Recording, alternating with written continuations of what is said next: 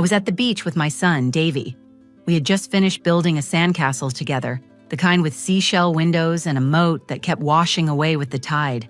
He was laughing, holding my hand, his little fingers sticky with sunscreen and crushed crackers. I remember how the sun hit his curls just right. He looked up at me and said, "This is the best day ever." Then someone screamed behind us. A woman's voice, sharp, cracked, panicked. I turned toward it instinctively. "That's my child," she shouted. It took me a second to realize she was looking straight at us.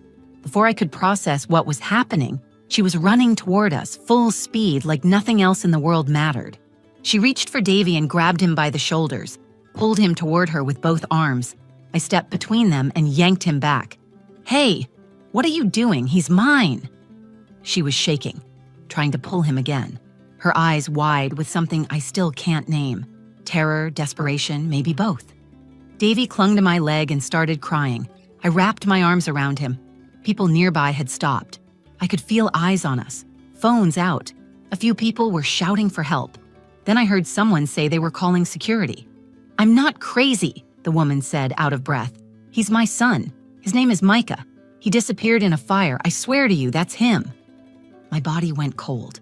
I backed up a step, still holding Davy. "You're wrong. He's my son. His name is Davy Talon. He's 5. I adopted him when he was a baby." But she wasn't backing down. Her voice was trembling but steady.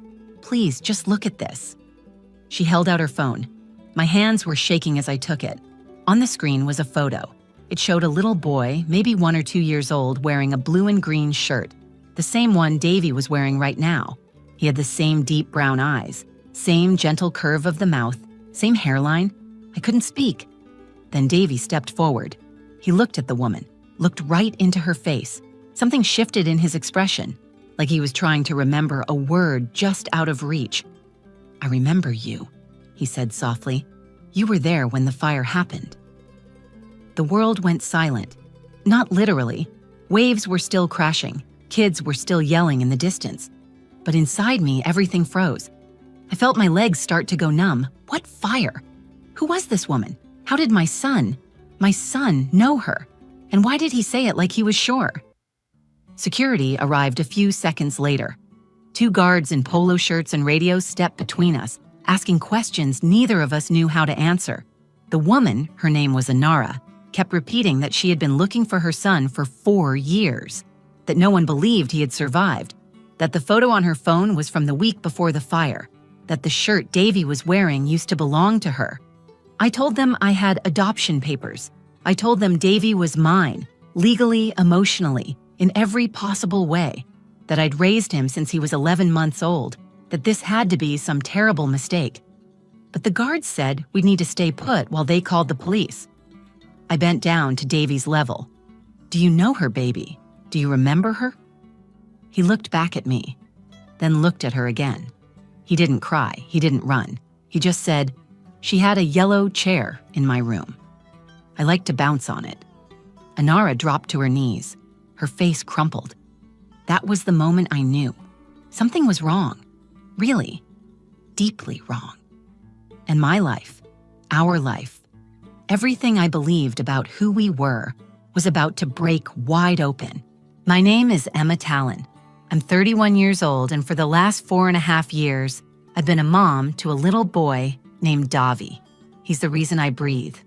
We live in a modest, sun-filled apartment a few blocks from the beach in Clearwater, Florida. It's quiet here. That's why I chose this town. After my divorce, I needed to start over somewhere soft, somewhere safe. I work remotely as a graphic designer, which gives me just enough flexibility to take Davy to swim lessons, pack his lunch with the little animal-shaped crackers he insists on, and still meet my deadlines before dark. It's just the 2 of us. No one else. My parents passed when I was in my 20s, and I have no siblings, but I've never felt lonely since Davy came into my life. He filled that silence, not just with sound, but with meaning. I adopted him when he was 11 months old. The adoption was through a private agency that specialized in emergency placements. His file was thin, barely 2 pages. It said the birth mother was unable to care for him and had surrendered all rights. There was no father listed, no contact information, no known relatives. The first night I held him, he fell asleep on my chest like he had been waiting for me his whole life. His tiny fingers curled around one of mine, and I whispered, "I've got you now. You're home." That bond only grew stronger with time. Davy was always a sweet, gentle child. He loved to hum to himself while playing with blocks. He used to line up his stuffed animals and whisper to them before bed. I never knew what he said, but it always made him smile. He was sensitive, cautious around strangers, but incredibly affectionate once he trusted you. He's 5 now. He calls me Mama. He draws me in his pictures with a crown because he says I'm the queen of our home.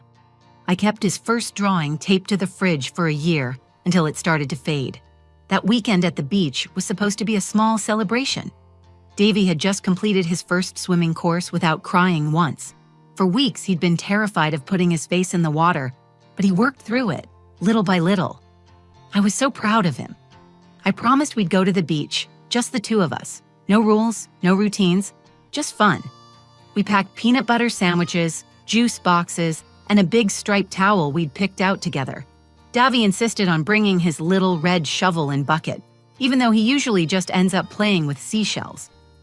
I carried our bags while he skipped ahead, pointing out every seagull like it was the first one he'd ever seen. It was a beautiful day. Blue skies, just enough breeze to keep the sun from feeling too hot. The beach was crowded, full of families, music playing from Bluetooth speakers, the occasional bark from a dog chasing a ball. It felt alive, safe, ordinary. I remember spreading the towel and helping Davy out of his sandals. His tiny toes wiggled in the sand, and he laughed the moment a wave splashed his ankles. He ran back and forth, daring the water to chase him. I joined him, pretending to be the sea monster he needed to escape from. For that moment, I wasn't a single mom juggling everything. I was just a woman playing with her son, totally content. We built a sandcastle together. Davy wanted it to have a moat even though the water kept washing it away. He didn't get frustrated. He just smiled and said, "The ocean is trying to help us." We sat down to eat lunch. He leaned against me while chewing, head resting on my shoulder, and said, "This is the best day ever, Mama." I kissed the top of his head and thought, yes, it really is. I remember closing my eyes for just a second, listening to the waves, feeling the sun on my skin, and thinking I'd finally done it. I'd built a life that felt whole. The thought didn't last long. It started with a scream behind us. A woman's voice, loud, desperate, scared. "That's my child!" The sentence sliced through everything. I opened my eyes and time cracked in half.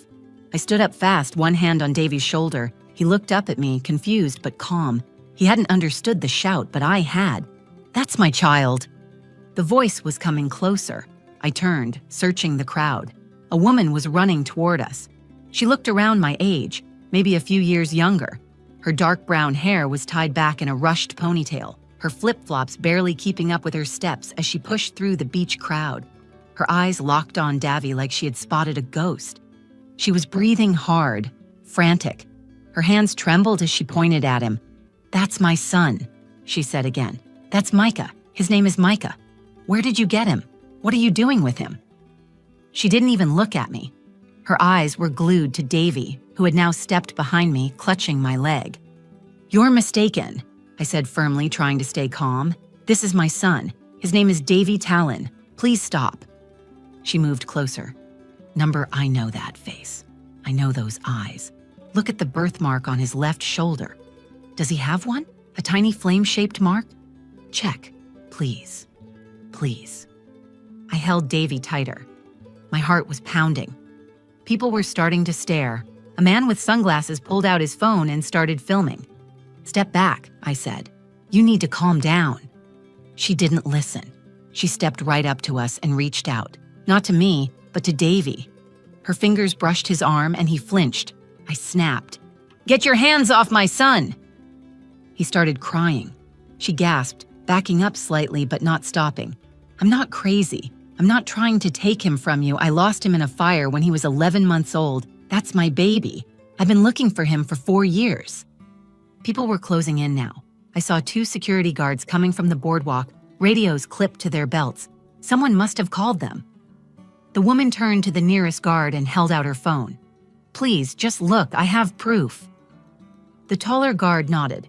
"Ma'am, what's your name?" "Anara Wells," she said quickly. "I live in Oregon. I flew here this morning after a friend sent me a video. I saw him in the background. That boy. Same curls, same face, same shirt he wore the week before the fire." I couldn't believe what I was hearing. The other guard turned to me. "Ma'am, do you have identification?" I nodded and dug into my beach bag, hands shaking. I handed them my wallet and then reached for Davy's small backpack. Inside it was a laminated copy of his birth certificate and our finalized adoption papers. I kept them with me whenever we traveled. It had never felt like paranoia until that moment. "I adopted him when he was 11 months old," I said, my voice cracking. "This is all legal. I've had him his entire life. There must be some mistake." The taller guard looked between us. "Let's move off the beach. We need to call the police and sort this out somewhere private." I agreed, still clutching Davy's hand, his tears streaking through the sand on his cheeks. Anara walked beside us, wiping her face, whispering to herself. She kept looking at Davy like she couldn't believe he was real. We were led to a small beach security office, near the lifeguard station. It was cramped and smelled like sunscreen and old coffee. They let us sit at opposite sides of the room. One guard stayed near the door. The other stepped outside to wait for police. Davy was still sniffling in my lap when he looked across the room at Anara. She gave him a soft smile, not eager, not forced, just heartbreakingly gentle. Then Davy said something that made my stomach drop. "I remember you," he said quietly. "You had a yellow chair. I like to bounce on it." Anara covered her mouth.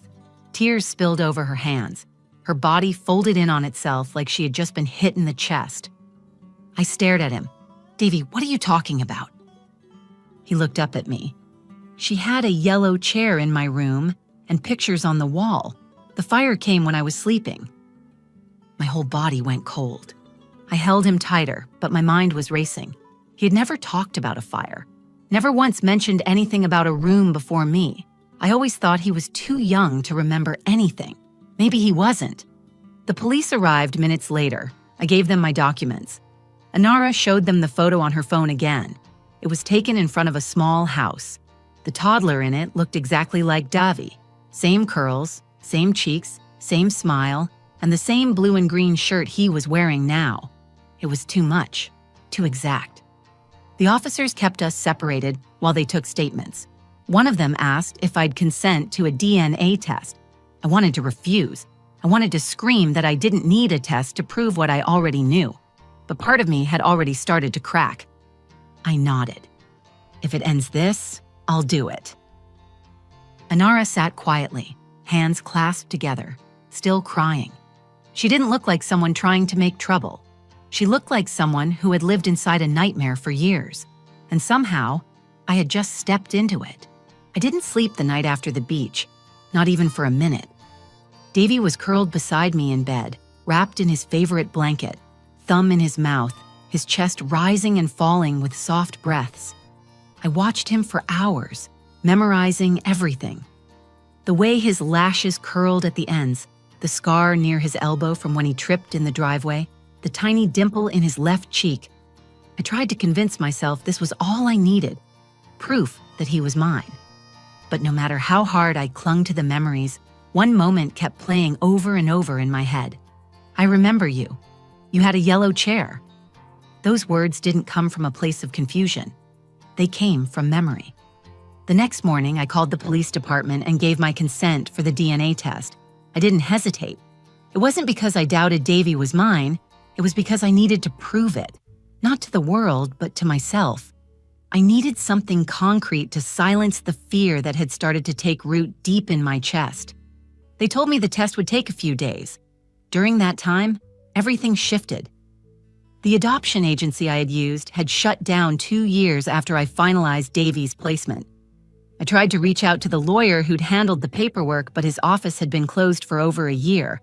I found an archived website for the agency, but it led to broken links and a disconnected phone number. No one answered my emails. I started to realize how little I truly knew about where Davy had come from before me. Anara stayed in town while we waited. She wasn't aggressive, she didn't try to contact me directly, but the police kept us informed. She had submitted a missing persons report for her son, Micah Wells, back in Oregon years ago. He had disappeared during a house fire when he was just 11 months old. Investigators believed he had died in the blaze. His body was never recovered, but a forensic team had found remains they believed matched a toddler. No DNA was confirmed. The case was closed based on circumstantial evidence and the intensity of the fire. Anara told police that something inside her never accepted the explanation. She claimed she searched hospitals, foster homes, even homeless shelters. She said she would wake up at night convinced he was alive, somewhere calling for her. I didn't want to believe her. I told myself that grief could make people see things that weren't real, but I couldn't explain the photo on her phone, or the specific way Davy recognized her face, or how he knew about the yellow chair or the fire. I tried to keep things normal at home. I kept Davy's routine the same. He still watched cartoons in the morning and asked me to cut his apples into stars. But something in him had shifted. He was quieter. He stared out the window more. I caught him one night flipping through his baby book, the one I made for him. He touched the pictures gently, then looked at me. "Mama, where was I before I came to you?" I smiled and pulled him into my lap. "You were with angels, and then you came to me." He nodded, but he didn't seem satisfied with the answer. 2 days later, the detective called. "We have the results. You'll need to come in." The moment he said it, I felt my knees go weak. I told him I'd be there in an hour. I called a neighbor to watch Davy. He asked where I was going, and I told him I had to sign some papers. I kissed the top of his head and held on longer than usual before letting go. The drive to the police station was quiet. I turned off the radio. My hands gripped the wheel too tightly. When I got there, they led me into a small room with white walls and a steel table. Anara was already seated across from me. Her hands were folded. She looked pale but calm. We didn't speak. The detective came in with a folder. He sat down and opened it slowly. "I'm going to get right to it," he said. The DNA test confirmed a biological match between Anara and the child known as Davy Talon. He is her biological son, Micah Wells. I stopped breathing. I stared at him, waiting for him to correct himself. He didn't. I looked at Anara.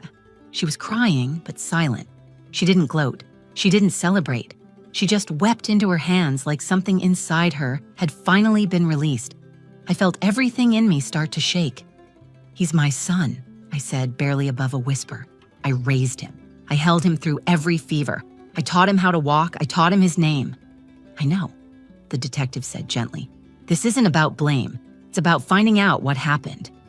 I nodded, but the words didn't register.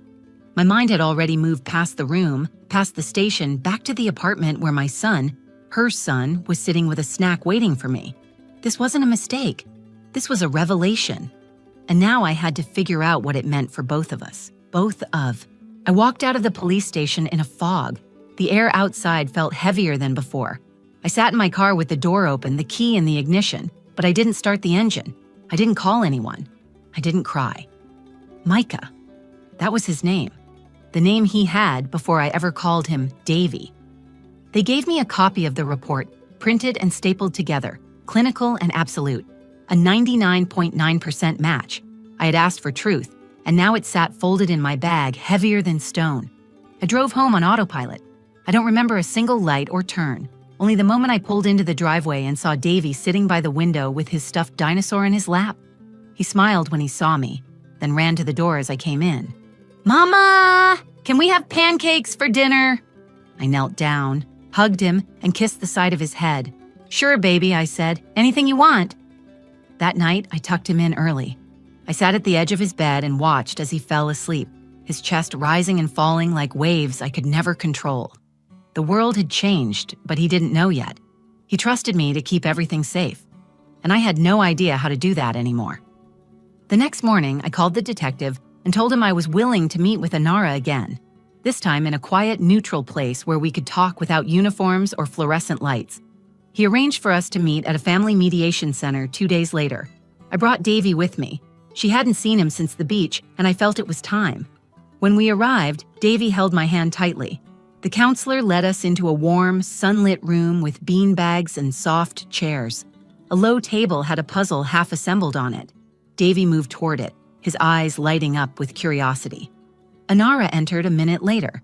She looked different, calmer but fragile, like someone who had barely stitched herself back together. She sat across from me without speaking, just watching Davy. He looked up, spotted her, and paused. "I know you," he said again, but this time it wasn't uncertain. It was soft, like remembering something good. She smiled through her tears. "I know you too, sweetheart." He turned to me, checking my face like he wanted to make sure it was okay. "It's okay," I said, nodding. "You can say hi."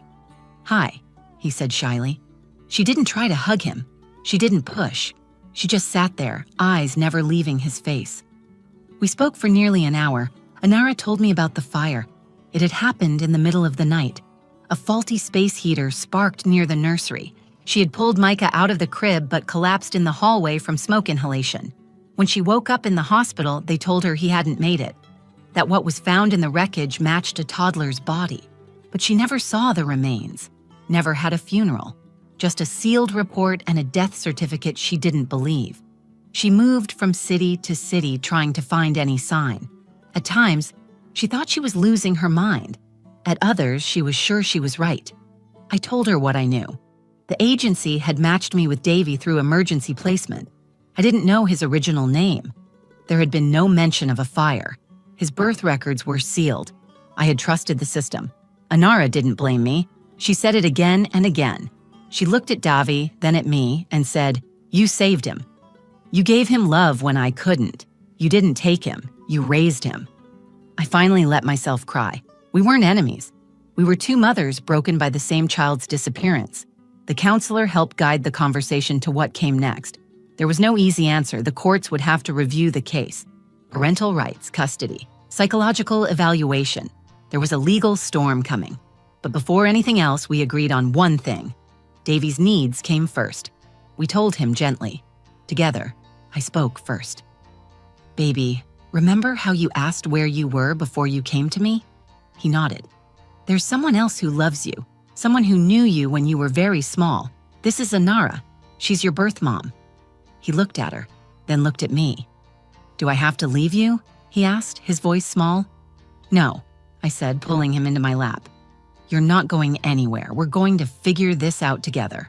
Both of us. All of us." Anara wiped her eyes and said, "I don't want to take you away. I just want to know you again, if that's okay with you." He looked at both of us, then picked up a puzzle piece and held it out to her. "You can help," he said. She took it. And in that quiet room, surrounded by broken truths and fragile hope, a child showed us the only thing that mattered. We were not at war. We were rebuilding something new. It has been 6 months since the beach. 6 months since a woman ran toward me and changed everything I thought I knew about my son, about myself, about motherhood. Since then, we have been learning how to live in a world that no longer feels simple. It's been messy, emotional, beautiful in unexpected ways. Davy, Micah, still calls me Mama. He still curls into my side during thunderstorms. He still brings me dandelions in plastic cups and asks if we can make pancakes for dinner. That part hasn't changed. What has changed is how we speak about where he came from. Anara is a part of his life now, slowly, gently, intentionally. At first, we started with weekly visits, short and soft, a walk in the park, an hour at the library. Davy was cautious, unsure. He would hold my hand the whole time, peeking at her from under his lashes. But he never said no, and she never pushed. He asked questions in private. "If she's my first mama, does that mean I leave you?" "No," I said. "You can have 2 people who love you. That doesn't mean losing one. But which one is the real mama?" "I think love makes us real," I told him, "and you're real to both of us." That answer seemed to settle something inside him. Over time, his comfort grew. He started telling her stories, showing her his drawings, asking if she remembered certain songs. One day, out of nowhere, he said, "I used to like when you danced with me before bed." Anara's eyes filled with tears. She smiled and said, "I still know the song." They sang it together in the car. I watched from the driver's seat, heart pounding, throat tight. The legal side took longer. The courts reviewed the adoption records, the DNA evidence, and the history of the closed agency. They concluded that I had acted in good faith, that I was not negligent or deceptive, that my custody was lawful. But they also acknowledged Anara's biological rights. The ruling granted us shared legal guardianship with a gradual integration plan, not joint custody in the traditional sense, but a unique arrangement tailored to Davy's emotional needs. It was built not on paperwork, but on understanding. We agreed to co-parent. Some days it still feels surreal. I drop him off at Anara's house and drive away with an ache I never expected. But then I get a text an hour later, a photo of him painting or swinging or showing her how he counts to 100, and the ache softens. Anara and I have stopped being strangers. We talk now, not just about Davy, but about ourselves. She tells me about the years she spent searching, about the weight of not knowing. I tell her about the nights Davy cried from dreams he couldn't explain, about the first time he said, "I love you," without being prompted, about how it felt to fall asleep beside a child who saved me without knowing it. We're not friends in the traditional sense, but we're something harder to describe, something stronger. We're mothers who were handed an impossible story and chose not to fight each other inside it. I think the greatest thing I've learned is that family is not defined by a single truth. It's defined by the people who stay when the truth changes. For a long time, I thought love had to be exclusive to be real, that if Davy belonged to someone else first, maybe he didn't fully belong to me. But I was wrong. Love is not something you lose when another person enters the picture. Love grows, it stretches, it holds space. One morning last week, Davy woke up early and crawled into bed between us. Anara had stayed the night because we had all gone to a movie the evening before, and he had fallen asleep in the car. He lay between us, sleepy-eyed and smiling. "You know what?" he said, looking at both of us. "I made a family." We both smiled at him. "I think you did," I said. Later that day, he drew a picture. 3 stick figures, one in a crown, one with curly hair like his, and one with bright red shoes. His handwriting underneath read, "Mama Emma, Mama Nara, me." He taped it to the fridge. That picture's still there. It reminds me every day that things don't have to be perfect to be beautiful, that sometimes the hardest stories carry the deepest love, and that the child I thought I had to fight for was never mine to lose. He was always ours to love. If this story moved you even just a little, I hope you'll remember this. Sometimes the people we love the most come into our lives in the most unexpected ways. And sometimes the hardest thing we ever go through opens the door to something even deeper than we imagined. This wasn't the life I planned, but it's the one that taught me what love really means. If you felt connected to this journey, please take a moment to like the video. It really helps more people find these stories. Share it with someone who needs to believe that love can grow in impossible places. And I would love to hear from you. What would you have done? If you were in my shoes, how would you have handled that moment on the beach? Leave a comment below. I read every single one. And if you want more true stories that speak to the heart, subscribe to the channel and hit the notification bell so you never miss the next chapter. Thank you for being here, and thank you for listening to my story.